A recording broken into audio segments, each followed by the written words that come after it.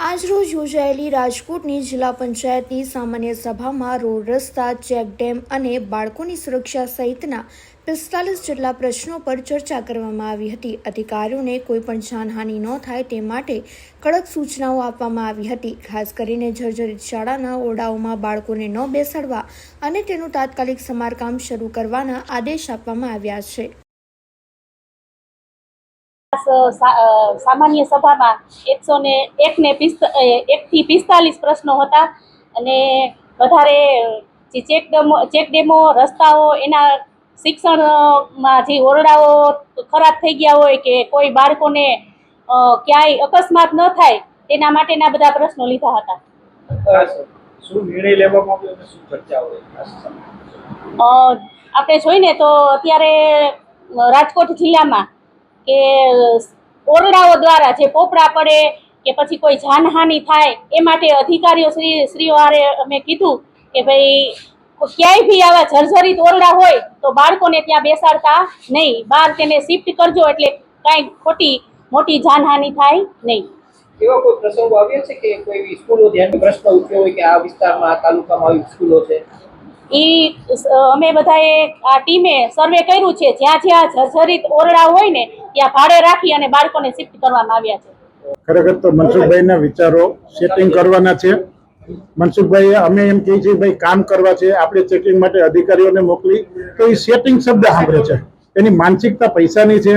વર્ષો ત્યાં છેલ્લા 4 વર્ષથી મનસુખભાઈ આ જ કામ કરે છે, આક્ષેપ પ્રતિ આક્ષેપ ખૂબ કરે છે। ખરેખર તમે લોકો ત્યાં જઈને જોયા હોય તો અમે બધા એને સમતોલન રાખીને કામ કરીએ છીએ અને મનસુખભાઈ જિલ્લા પંચાયત કે અધિકારી ઉપર ખોટા આક્ષેપ કરે છે એની અમે લોકો બાહેંધરી આપી છે। ખર એકાદ બે જગ્યાએ કદાચ ફોલ્ટ હશે તો એજન્સીને બ્લેકલિસ્ટ કરવામાં આવશે। અમારા અધિકારી જે સિંચાઈના છે એ ત્યાં જઈ અને સર્વે કરશે, તે પછીની કાર્યવાહી અમે ડીડીઓ સાહેબને કહી અને જરૂરી કાર્યવાહી આગળ કરશું। રાજુભાઈ, ખાસ બિયારણને લઈને એક મોટો ઇસ્યુ ખરેખર તો સાહેબ એટલું બધું કંઈ છે નહીં। સામાન્ય અમારા ગામડામાં ક્યાંક એવા ઇસ્યુ છે, પણ હવે જે મગફળીનું બિયારણ છે એમાં ભેજનું પ્રમાણ વધારે હોવાથી ક્યાંક નથી ઉગતી કે આવું છે તો એ પણ બિયારણના સેમ્પલ લઈ અમે લોકો જુનાગઢ યુનિવર્સિટીમાં અમારા અધિકારી છે મોકલેલા છે, એનો રિપોર્ટ આવ્યા પછી એની પણ કાર્યવાહી આગળ જતા જરૂર હશે એ કરશું। સમગ્ર જિલ્લાની અંદર આપ ગમે એ રોડે જવાની આપને છૂટી છે। આપ આજથી વિસીને જિલ્લાના કોઈ પણ રોડમાં જાઓ ત્યાં ફૂટના ખાડા છે, રોડ ઓછો અને ખાડા જાજા છે। મેં આજે જિલ્લા પંચાયતમાં એવી રજૂઆત કરી છે કે આપ પ્રી મોન્સૂનમાં જે ચર્ચાઓ કરો છો, વાતું કરો છો, તો એ વરસાદ પહેલા એ ખાડા તમારા કેમ બુરાતા નથી? આજે સામાન્ય જનતા છે એ હેરાન પરેશાન છે।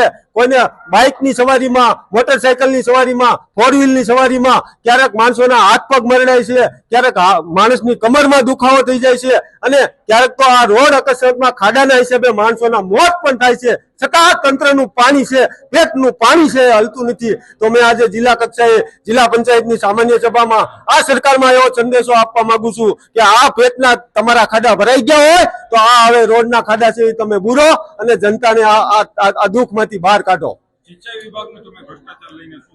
સિંચાઈ વિભાગમાં મારા જસદણ અને વિછા વિસ્તારમાં 55 કરોડ રૂપિયાના કામ છે, જે 17 કામ આવેલા છે। 17 કામમાં જે તે તારીખ 5, 6 અને 7 માં અમે ત્યાં સિંચાઈ વિભાગમાં રજૂઆત કરતા એમને તપાસ કરી તાત્કાલિક અને 17 માંથી 7 કામમાં 4 એજન્સીને એ નોટિસ છે આપવામાં આવી છે, પણ નોટિસની અંદર વરસાદનું કારણ આપવામાં આવ્યું છે। ખરેખર જો વરસાદનું કારણ હોય તો ત્યાં કેનાલ હોય, કેનાલમાં તો પાણી જ આપવાનું છે, તો એમાં કાંઈ મોટા 5-5 ઇંચના તૈડિયા ન પડે, તૈડિયું પડે તો મારે આપના માધ્યમથી એ કેવું છે કે એ કામ છે એ હલકી કક્ષાના થયા છે, નબળી ક્વોલિટીના થયા છે, નિયમ પ્રમાણે નથી થયા અને ત્યાં છે એ ભ્રષ્ટાચાર કરવામાં આવ્યો છે। તો માત્ર જસદણની વાત નથી કરતો, સમગ્ર રાજકોટ જિલ્લાની અંદર જો ડીડીઓ સાહેબની અધ્યક્ષસ્થાને તટસ્થ તપાસ કરવામાં આવે તો ચોક્કસથી હું આપને એમ કહું છું કે ત્યાં મોટા પાયે કૌભાંડ અને ભ્રષ્ટાચાર થયેલો છે।